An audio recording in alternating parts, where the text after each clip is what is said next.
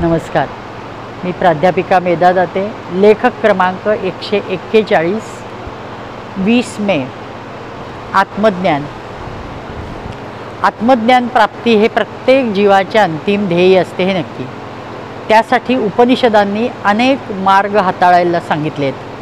त्यासाठी कोणी विषय, वासना, विकार त्याग महत्त्वाचे म्हणून सांगितले, तर कोणी ओंकार साधनेने ध्यानधारणा करा सांगितले, प्राणायामाने ध्यानधारणा करा सांगितले, कोणाच्यामध्ये भ्रूमध्यामध्ये दिव्य तेज आहे ही कल्पना करा आणि पटकन आत्मप्राप्ती होते असं सांगितले.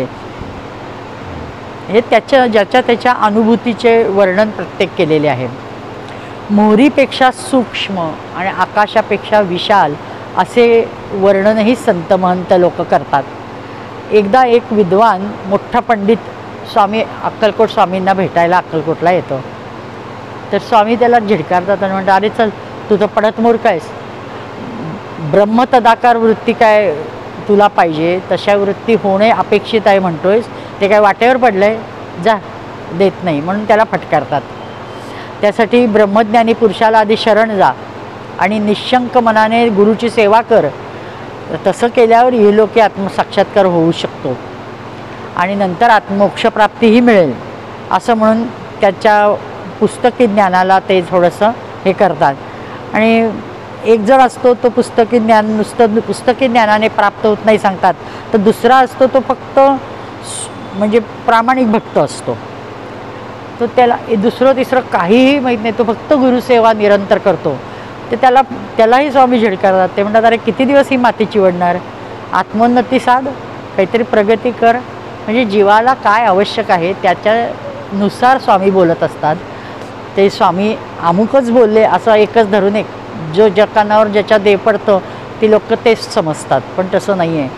समोर येणाऱ्या व्यक्तीला त्याच्या जीवाच्या कल्याणासाठी जे आवश्यक आहे ते स्वामी बोलत असतात. हे आत्मस्वरूप म्हणजेच परमात्मस्वरूप आहे. अयम आत्मा ब्रह्म अनुभूतीत परमात्म्याचे सर्व गुण जीवात्म्यात असतात हे अनुभवायला मिळते. माणसाला जीवनात जाणण्यास योग्य फक्त आत्मतत्व आहे. त्यासाठी मांडुक्य उपनिषदाने आत्म्याला अनेक उपपदे लावली आहेत. आत्मा अप्रज्ञ नाही की प्रज्ञानघन नाही. आत्मा अदृष्ट व अव्यवहार्य, अग्राह्य, अलक्षण, अकल्पनीय, अचेतन, प्रपंचाचा उपशम असा आहे. ज्ञान व्यापाराच्या दृष्टीने माणसाला तो जाणता येतो, परमात्म दृष्टीने तो जाणता येत नाही. तो ज्ञाता नाही की ज्ञेय नाही, तो अंतःप्रज्ञ आहे.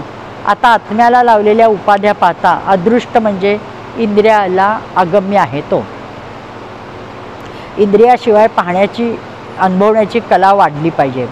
वस्तू व सेवेप्रमाणे व्यवहार करता येत नाही म्हणून तो अव्यवहार्य आहे. तो ग्रहण करता येत नाही म्हणून तो अग्राह्य आहे. कितीही मोठी कल्पना केली तरी ती त्याच्यापुढे लटकीच, म्हणजे तो अकल्पनीय आहे. तर्कदृष्ट्या व्याख्या करून लक्षणे सांगताच येत नाहीत म्हणून तो अलक्षण आहे. विचार करून चेतनेच्या कक्षेत तो येत नाही म्हणून तो अचेतन आहे. अनेकदा नटलेल्या प्रपंचाच्या छान उपमा म्हणजे कितीही छान उपमा दिल्या तरी एखादीच एकदाच खरा म्हणून प्रपंच उपशम म्हटले आहे. त्याला प्रपंच उपशम म्हटले आहे. आणि पंचसाधनाने काय किंवा वेदाज्ञांनी काय, शेवटी जीवाला जे गाठायचे आहे तेच सांगितलेले आहे. त्यामुळे ते पंचपाजांचा राजमार्गाने ते सहजी प्राप्त होऊ शकते. म्हणून हा सगळा व्याप. फक्त यज्ञ करण्याने व्यापक तेज तत्वाच्या आपण संपर्कात राहतो.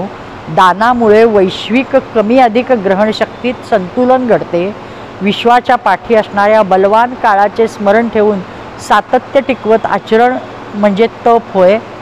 जाणीवपूर्वक वैश्विक चेतनाशक्तीशी संलग्न राहून कृती करणं असे फेरामुक्त कर्म अपेक्षित आहे. म्हणजे कर्मही उत्तम. इंद्रियविरहित शरीरांतर्गत शक्तीशी निरंतर अभ्यासाने सतत जोडले राहणे म्हणजे स्वाध्याय. आणि मग ह्या अशा यज्ञ, दान, तप, कर्म, स्वाध्याय ह्या पाचही पंचसाधनांनी द्रुत गतीने आत्मप्राप्ती होते हे नक्की. आणि म्हणूनच हे पुन्हा पुन्हा संतांनी, महंतांनी जे सांगितलं तेच परमेश्वराने अवतार घेऊन सांगितलं.